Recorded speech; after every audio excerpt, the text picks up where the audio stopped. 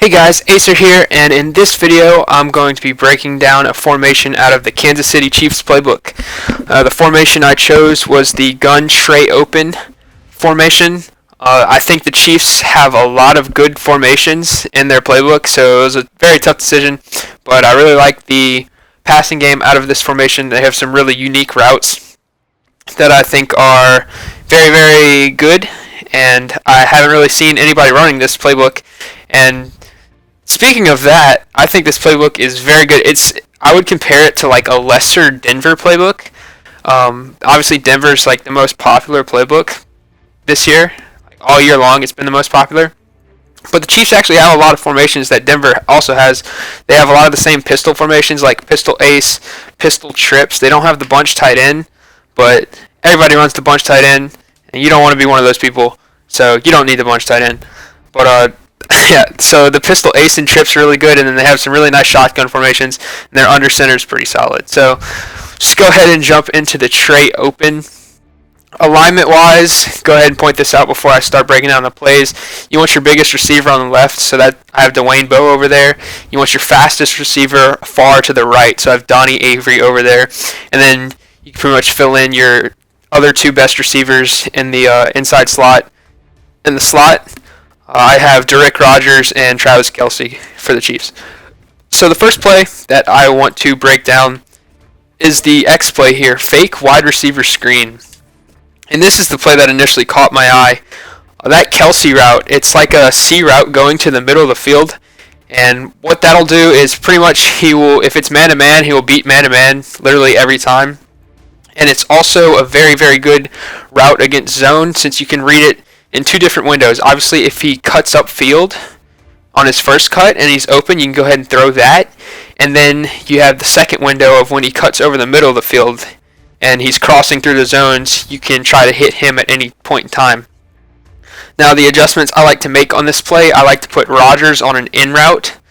And then I like to, you don't have to do this is kind of a preference, 'cause it doesn't really matter that much, but I put Avery on a smoke screen. And he's already kind of on like a smoke screen route, but since it's a fake screen, he kind of runs backwards a little bit and catches the ball like 3 yards behind the line of scrimmage, whereas smoke screen, he'll catch it like at about the line of scrimmage, so you don't have to worry about him possibly losing yards. Very, very minor technicality that you really don't have to do. I just kind of do it out of habit. So pretty much you want to, on this play, read the middle two crossing routes. First, Rodgers coming over the middle. If he's open, you can go ahead and hit him. Then you want to read Kelce. Avery's route is good if they're playing off coverage, if no one's in the flat. It's also very good because it holds that flat defender, if there is one, away from Kelce when he cuts upfield. And then obviously you have the one-on-one user catch option on the left side with Dwayne Bowe. You can really do whatever you want with Charles. You can put him on a delay. You can wheel him. You can swing him out, doesn't really matter. I just leave him blocking. A lot of people send heat online, so blocking and running back, I'm not really going to look for him anyway most of the time, so I might as well just block him and help with the pass protection. So go ahead and run it for you guys here. And right there, that was actually a terrible read. I should have hit Donnie Avery in the flat. Let's see if I can get this for you guys here. So right there, Donnie Avery was wide open. Kind of got an awful animation where he got stuck in place for like 2 seconds. But I'd like to find a play. Okay, here we go.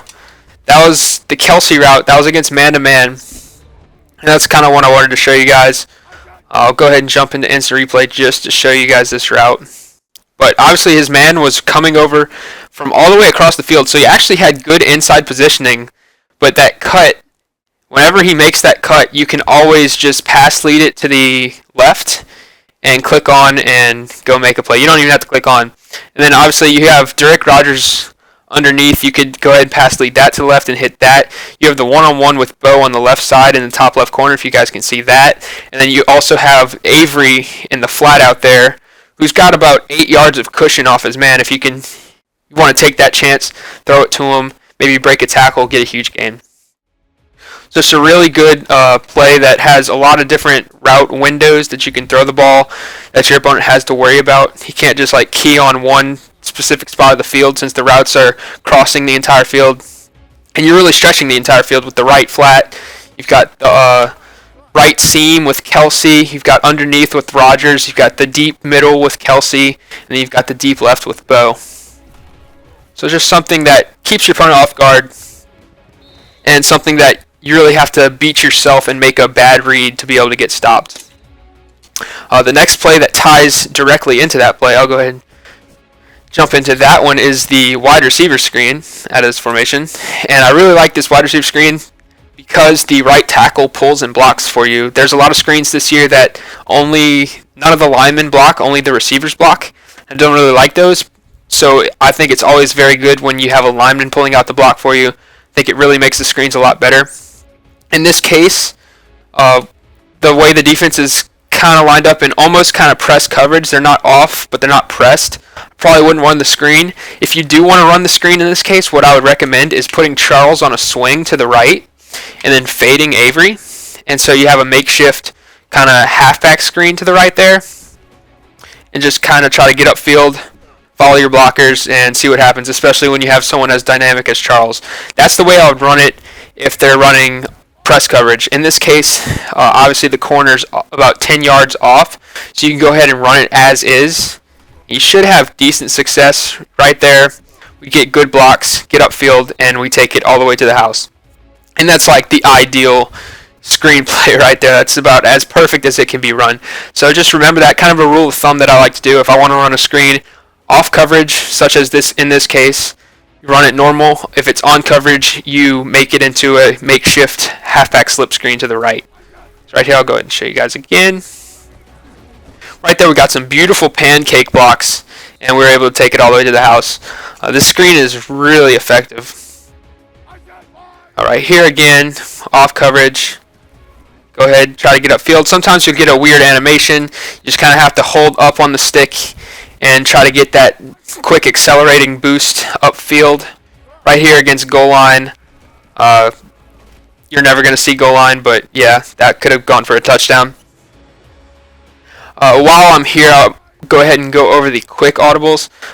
Your quick pass is stick, which everybody knows stick. It's pretty easy to read. Just read the out route to the other out route / curl.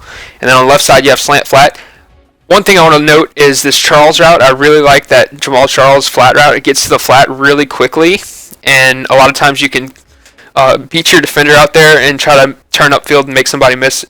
You can get some big yards. So what I like to do when I run this play, it is just something that I'll go ahead and mix in every now and then to make my opponent think about it. Go ahead and fade Bo, and really you just want to try to get it out to Charles in the flat. Try to get upfield. Usually your best bet is doing a quick spin move as soon as you catch the ball out there and trying to like cut it back against the grain. Right there, he made a good play, but still, even though he made a good play, you guys can still see I'm getting about 5 or 6 yards after I'm getting tackled almost immediately. Right there, I wasn't able to spin. So that's just something to go ahead and mix in if you want to. The down run is the draw. I don't really like draws for that reason. That just happened. If Jamal Charles wasn't a freak, I would have lost like 4 yards right there. The other run plays out of this formation are a lot better, especially the inside zone. That's the run of choice that I would run. Your deep pass is 4 verticals. Nothing special here, just normal 4 verticals right there. That's just me making Stevie Wonder reads and throwing it straight into a safety. And then your play action audible is called PAKC cross, and I actually really like this play. This is another play that drew me to this formation. I really like crossing routes. The one adjustment I make here is I put Dwayne Bowe on a fade, and pretty much what you want to do is read Kelsey to Rogers to Bowe. Avery's out there just kind of doing his thing. You can either leave him there. If you leave him on that route, I usually don't even look at him. Or you could go ahead and put him on a smoke screen. If they're playing off coverage, you can go ahead and try to hit him quickly. If you do put him on a smoke screen, I'd recommend going ahead and blocking Charles to cancel the play action. Otherwise, you won't really be able to get the ball out quick enough to fully utilize that smoke screen route. And you just kind of make reads over the middle of the field here. Right there, crossing route against man-to-man. Travis Kelce beat his man. Pick up 15 yards. This is a very good play out of this formation. It's one of the plays that I would see myself running a lot. It's very similar to the PA read out of the St. Louis Rams playbook that I really like to run when I used to run the Rams playbook. And so I'm kind of used to reading plays like this. So it's kind of more of a comfort play, but it's also a very good play. And right there, I made a bad read and almost got sacked. But yeah, very good play with multiple route windows. I love crossing routes this year. I think they're really, really effective. Mainly because you can hit them at any point on the field, and your opponent is pretty much forced to play zone, because if they play man against crossing routes, they're going to have a bad time. So the other plays out of the formation, I'll go ahead and go over this KCY seam.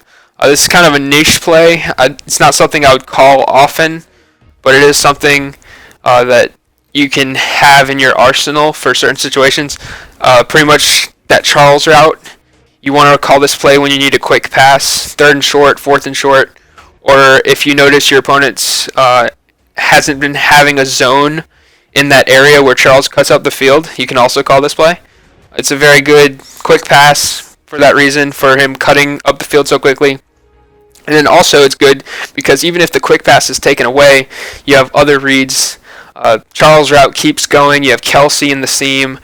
Usually I'll go ahead and fade Dwayne Bowe for that one-on-one option if he's out there, and I'll leave everybody else the same. And so you just kind of want to go ahead and throw that right after he cuts and try to get upfield and see what kind of yardage you can get. A very, very good short yardage situation kind of play. Right there, if there's a linebacker to the inside, like there was right there, you want to pass lead it to the outside. And vice versa, obviously. If there's a linebacker to the outside, or any defender to the outside, doesn't have to be a linebacker, you would want to pass lead it to the inside. It's right there. Go ahead and try to get upfield, 5 yards.